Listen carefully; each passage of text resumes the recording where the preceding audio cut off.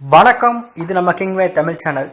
நீங்கள் இன்னும் நம்ம கிங்வே தமிழ் சேனலை சப்ஸ்கிரைப் பண்ணலாட்டி கீழே இருக்க ரெட் கலர் பட்டனை கிளிக் பண்ணி சப்ஸ்கிரைப் பண்ணிக்கோங்க.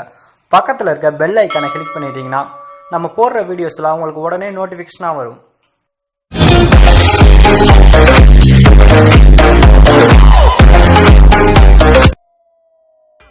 நம்ம சிம்பு அவர்கள் நடிப்பில் உருவாயிருக்க படம் தான் ஈஸ்வரன். இந்த ஒரு படத்துக்கான டீசர் தீபாவளி பஸ்லாம் வர இருக்கு. ஏற்கனவே இது சம்பந்தமான அப்டேட்கள் எல்லாமே பார்த்துட்டோம். இந்த படத்தோட இயக்குனரான சுசீந்திரன் ஒரு பிரபலமான ஒரு மெகசினுக்கு ஒரு பேட்டி ஒன்று கொடுத்திருக்காரு. அதுல இருந்து சிம்பு அவர்களை பத்தி அவர் என்ன சொல்லியிருக்காரு அப்படின்றதான் இந்த ஒரு வீடியோ மூலம் பார்க்க போறோம். சுசீந்திரன் அவருடைய ஃப்ரெண்டு சிம்புக்கு ஏதாவது கதை வச்சிருக்கீங்களா, அவர்கிட்ட பேசலாமா சுசீந்திரன் அவர்கிட்ட கேட்டிருக்காரு. அதற்கு கதை என்கிட்ட ரெடியா இருக்கு அப்படின்ற மாதிரி சொல்லியிருக்காரு.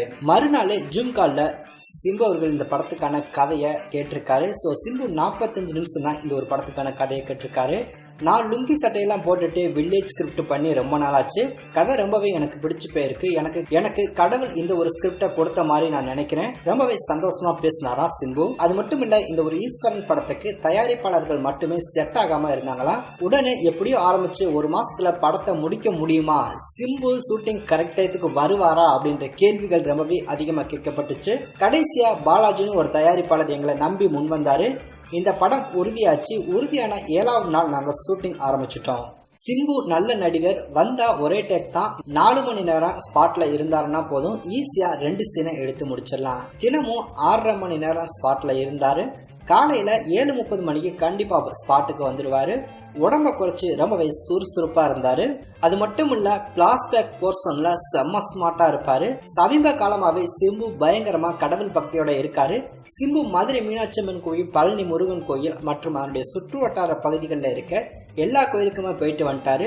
ஷூட்டிங் கடைசி நாள் எல்லோருக்குமே தங்க காசு மற்றும் ட்ரெஸ் பாத்தீங்கன்னா தீபாவளி பரிசா கொடுத்திருக்காரு.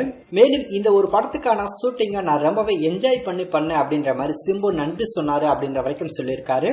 மேலும் சிம்புவோட இதுவரைக்கும் நடிச்ச யாருமே இந்த படத்துல இருக்கக்கூடாதுன்னு முடிவு பண்ணி தான் இந்த படத்துல நிதி அகர்வால், நந்திதா அப்படின்னு 2 ஹீரோயின்கள் இந்த படத்துல போட்டிருக்காங்களாம். 2 பேரும் அக்கா தங்கச்சியா நடிச்சிருக்காங்களாம். பாரதி ராஜா அவருடைய மருமகனா முனிஷ்கான் நடிச்சிருக்காராம். அந்த ஒரு கேரக்டரை பார்க்கும்போது நல்ல ஒரு சர்ப்ரைஸ் இருக்கும் அப்படின்னு சொல்லியிருக்காங்க. பாலசரவணன் ஹியூமர் பேசப்படும் அப்படின்ற மாதிரி சொல்லியிருக்காங்க.